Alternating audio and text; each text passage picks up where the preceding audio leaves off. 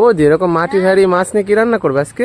বলবো বলবো, চলো রান্নাঘরে, চলো রান্নাঘরে গিয়ে বলছি কি আছে, এটাই দেখাবো আর এটাই কিভাবে রান্না করব সেটাও দেখাবো। চলো এই পাতাটা কাটতে হবে।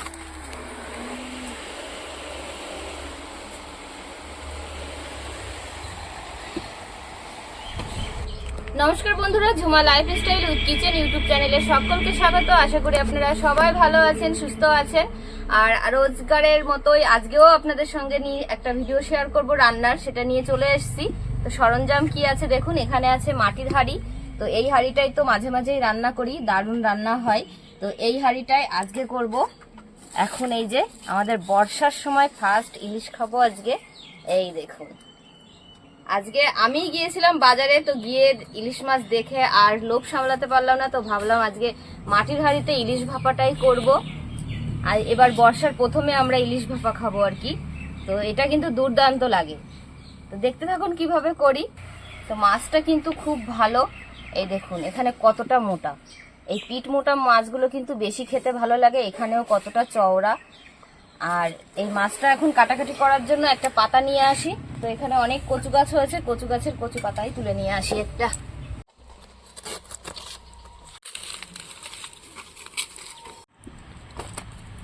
মাছটা তো আজকে সেই না। আর দেখুন পাতাটা একদম ভরে গেছে, কচু পাতাটা। তো মাছের এই আঁশটা আমি প্রথমে এই ছোট্ট চামচ দিয়ে আঁশটা ছাড়িয়ে নেব, তারপরে কেটে নেব। 1 টাকার কয়েন দিয়েও সুন্দর আঁশ ছাড়ানো যায়, জানো নয়ন? কিন্তু চামচটা ধরতে ভালো তো না? হ্যাঁ, চামচটা ধরতে ভালো। 1 টাকার কয়েন নিয়েই কাছে আমার।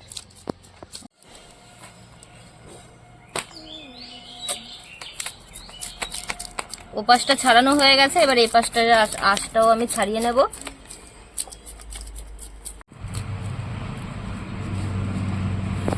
মাছটার দেখুন দু সাইডের আঁশটা আমি ভালো করে ছাড়িয়ে নিয়েছি। এখন গোটা মাছটাই একটু ধুয়ে নেব।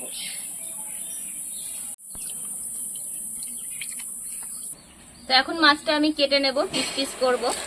এই পাখনাগুলো আগে কেটে ফেলে দিই।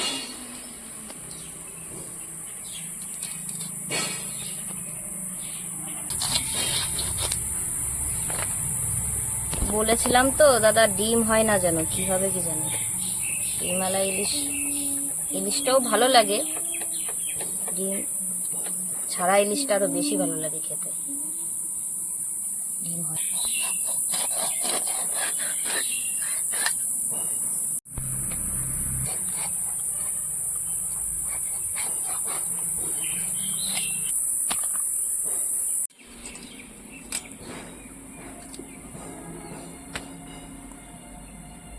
মাছ তো কাটা হয়ে গেছে, আর এই মাথাটাও কেটে ধুয়ে নিয়ে আসবো মাছগুলো পরিষ্কার করে।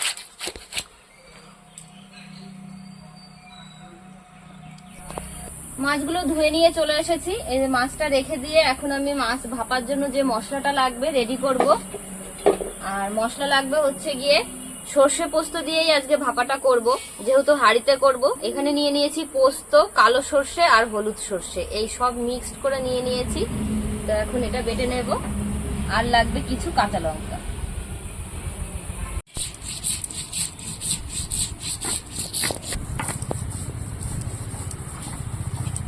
তো এই সর্ষে আর পোস্তর মধ্যে দিয়ে দেবো আমি কাঁচা লঙ্কা। ইলিশ মাছের এটা কিন্তু একটু ঝালঝালই হবে, কাঁচা লঙ্কার ঝালঝাল হবে। আর এর মধ্যেই দিয়ে দেবো একটু লবণ আর একটু হলুদ দিয়ে আমি মশলাটা সুন্দর করে মিহি করে বেটে নেব। এর মধ্যে লবণ আর হলুদ দেবে কেন? হলুদ দিলে সর্ষের কালারটা ফুটে আসবে, আর লবণ দিলে তাড়াতাড়ি বাটা হবে, সর্ষেটা কাটবে তাড়াতাড়ি।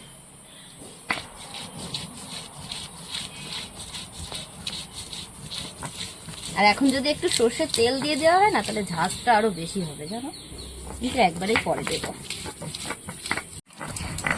এই দেখো, তুমি শুনছিলে না কি জন্য হলুদ দিয়েছি? দেখেছো কালারটা কি সুন্দর হয়েছে?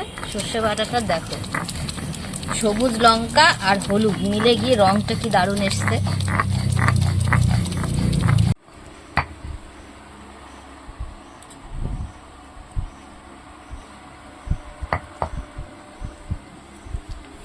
তো এখানে সর্ষে পোস্ত কাঁচা লঙ্কা বাটা হয়ে গেছে, শিলের উপরেই রয়েছে।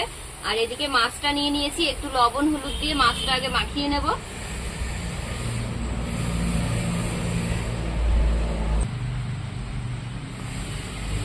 হলুদ আর লবণটা মাছের গায়ে আগে মাখিয়ে নিলে কি হবে, মাছটা লবণ আর হলুদ সুন্দরভাবে লেগে যাবে, তো দেখতেও ভালো লাগবে, মাছটা লবণও ভিতরে যাবে।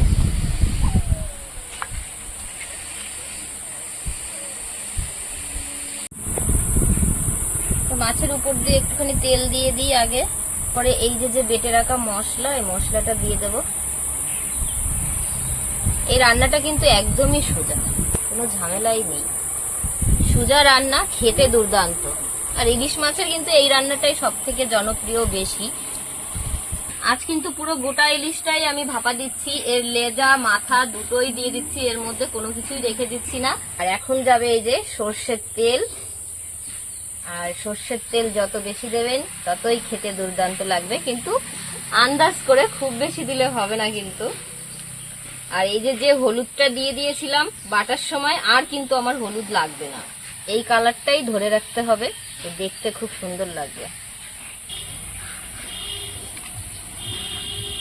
তো লবণ তো আমি সামান্য সামান্য দিয়ে ওগুলো করে রেখেছিলাম, মাছ মাখিয়েছিলাম আর বেটেছিলাম, তো আর একটু স্বাদ অনুযায়ী লবণ দিয়ে দেবো, আর একটু আমি সর্ষের তেল দেবো উপর দিয়ে। ভাপা জাতীয় খাবারগুলোতে কিন্তু একটু তেল বেশি লাগে। হাঁড়িটার মধ্যে মাছটা দেব, সেটা গুছিয়ে নিই। হাঁড়ি নিয়ে নিয়েছি, তো হাঁড়িতে মাছটা দেওয়ার আগে একটু তেল মাখিয়ে নেব।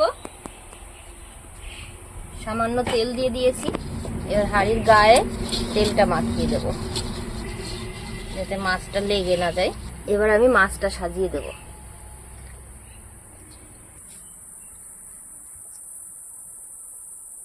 বৌদি, মাছের ভেতরে এরকম হাঁড়ির মধ্যে দিলে পরে সিদ্ধ হয়ে যাবে? হ্যাঁ, ঢেকে দিয়ে 10 মিনিট ফুটিয়ে নিলেই সিদ্ধ হয়ে যাবে। ইলিশ মাছ তো কাঁচাই খেতে হয়, মানে কাঁচা মাছটাই খেতে টেস্ট লাগে আর কি। কাঁচা মাছ এরকম করে ভাপা, তারপরে ঝোলে। পুড়ে যাবে না মাছ? না না, কিচ্ছু হবে না। দেখি না, ইলিশ মাছ ভাজলে পরে কি হয় বলো তো, তেলটা বেরিয়ে যায়, ওটা ভাজা খাওয়ার জন্য ঠিক আছে, কিন্তু এই ভাপা টাপাতে ইলিশ মাছের একদম পিওর স্বাদটা পাওয়া যায়। সুন্দর করে আমি সাজিয়ে নিয়েছি মাছটা। ইলিশ মাছের মাথা কিন্তু সেই স্বাদ লাগে খেতে, আমার তো খুব প্রিয়, ওই জন্য আজকে মাথাটাও আমি দিয়ে দিলাম ভাপাতে। এই মশলাটাও দিয়ে দিচ্ছি, আর এই পাত্রটা ধুয়ে একটুখানি জল দিয়ে দেবো, দিয়ে ঢাকা দিয়ে 10 মিনিট 15 মিনিট ফুটিয়ে নেব। আস্তে আস্তে ধিমি আছে, সুন্দর ভাপা হয়ে যাবে।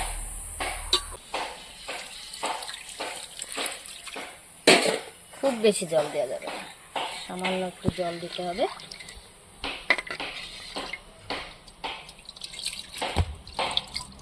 তো মাছ আর জল দেওয়া হয়ে গেছে, এখন আমি এই কাঁচা লঙ্কা চিরাগুলো দিয়ে দেবো। হাঁড়ির মধ্যে সবকিছু দেওয়া হয়ে গেল, আর এটা দিয়ে এরকম করে ঢেকে রেখে দিলাম। এখন আমি উনুনটা জ্বালিয়ে নেব।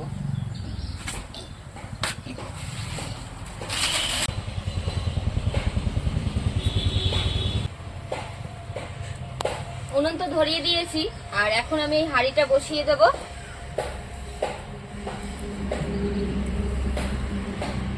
এবার আমি একদম আস্তে আস্তে জাল দেব মাছটা সিদ্ধ হওয়ার জন্য। তো দেখলেন তো, একদম সোজা, খুব মশলাও লাগে না। সর্ষে পোস্ত তো ইলিশ মাছের বেস্ট মশলা আর কি, ওর থেকে আর এইভাবে সেম এইভাবে হাঁড়িতে ভাপা করা যাবে। সেটা হচ্ছে কি কাঁচা লঙ্কা আর শুধু কাঁচা জিরে বাটা দিয়েও, সেটাও কিন্তু দুর্দান্ত লাগে। কতক্ষণ লাগবে বৌদি এটা? এটা 10-15 মিনিট লাগবে ভালো করে সিদ্ধ হতে। তো আমি 10-15 মিনিটের মাঝে মাঝে একটুখানি নিচে হাঁড়ি ধরে একটু নাড়া দিয়ে দেবো যাতে নিচে না লেগে যায়।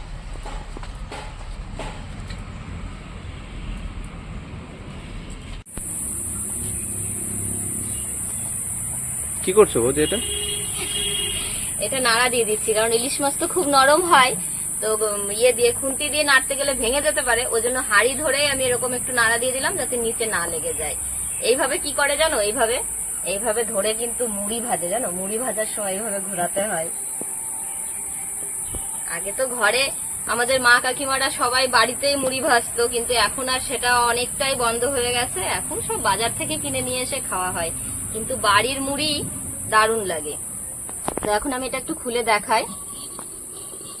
এই দেখুন কি দারুণ হয়েছে, আহ কি সুন্দর গন্ধটা মুখে মানে নাকে এসে লাগলো, আর তেলটাও ছেড়ে দিয়েছে দেখুন উপর দিয়ে। প্রায় হয়ে গেছে। তো মাছ ভাপাটা হয়ে গেছে। আমাদের আজকে কি রান্না হলো, হান্ডি ইলিশ ভাপা। তো এটা আমি এখন নামিয়ে রেখে এদিকটা সবকিছু গুছিয়ে নিই, তারপরে দেখি কেমন কি রান্না হলো, খেয়ে বলছি।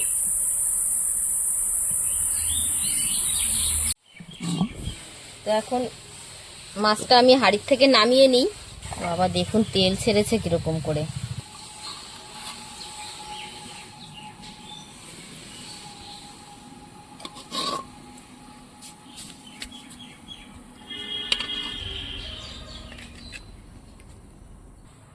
খুন্তি হাতা কিছুই আমি ব্যবহার করিনি নাড়া দিতে, সেই কারণে দেখুন মাছটা একটুও ভাঙেনি, একদম গোটা গোটাই রয়েছে প্রত্যেকটা মাছ।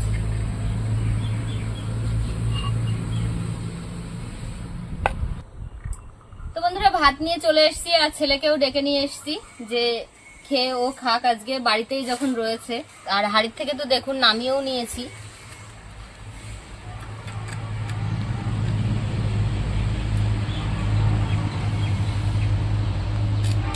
বাবা বলো তো কি মাছ? ইলিশ। ইলিশ তুমি ভালো খাও?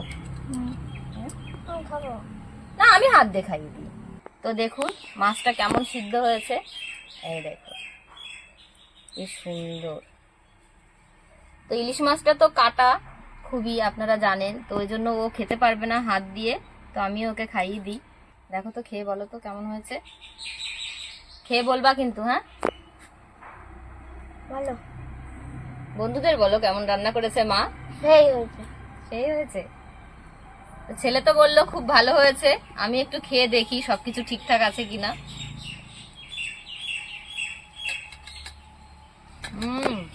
দারুন। আর এখানে তো একদম কাঁচা লঙ্কার ফ্লেভারটা পুরো পাওয়া যাচ্ছে, সর্ষের সঙ্গে মিশে গেছে। মাছটাও কিন্তু দারুন স্বাদ, দারুন, তাই না বাবা? মাছটা খুব টেস্টি না? তো একদম আমাদের বর্ষার প্রথম ইলিশ ভাপা বাড়িতে করলাম আজকে, দারুণ লাগছে। আর এখন বৃষ্টি হলে তো আরো জমে যেত খাওয়া দাওয়াটা। ছেলে মা একই সঙ্গে ভাত খেয়ে নিচ্ছি আজকে দুপুরের খাওয়াটা। তো আপনারাও এইভাবে করে খাবেন। সত্যি মাটির হাঁড়িতে যা লাগছে না, যা হয়েছে রান্নাটা, দারুণ হয়েছে।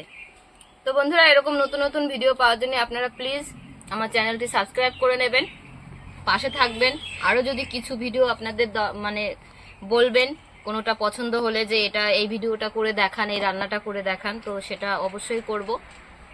আর ভালো লাগলে লাইক কমেন্ট শেয়ার করবেন, পাশে থাকবেন বন্ধুরা। তো এখানেই ভিডিওটি শেষ করছি। আপনারা সবাই ভালো থাকবেন, সুস্থ থাকবেন, সাবধানে থাকবেন।